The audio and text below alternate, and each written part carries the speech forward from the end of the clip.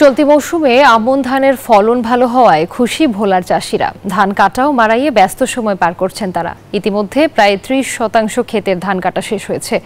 বাজারে ধানের দাম ভালো থাকায় বিগত বছরের লোকসান কাটিয়ে ঘুরে দাঁড়ানোর আশা কৃষকের। ভোলা থেকে পাঠানো তথ্যচিত্রে ডেস্ক রিপোর্ট। উপকূলীয় দ্বীপ ভোলা জেলার 7 উপজেলার বিস্তীর্ণ মাঠ জুড়ে এখন পাকা ধানের মৌ মৌ গন্ধ।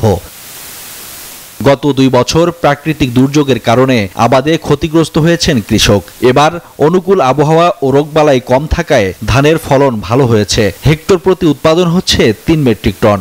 গতবার তুলনায় এবার ধানে খুব ফলন ভালো।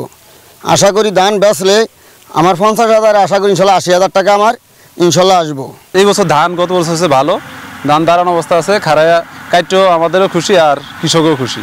বাজারে দাম বেশি পাওয়ায় খুশি কৃষক। প্রতিমন ধান বিক্রি হচ্ছে 1000 থেকে 1100 টাকা পর্যন্ত। এতে আমন আবাদে আগ্রহ বেড়েছে কৃষকের। আলহামদুলিল্লাহ এবছর আমাদের ফসল খুব ভালো হয়েছে। আগের থেকে গুণটা প্রতি মনে করেন 4 মণ। 2 বছর আমাদের ফলনও ভালো, আর যা হয়েছে আমরা বেশি লাভবান হব।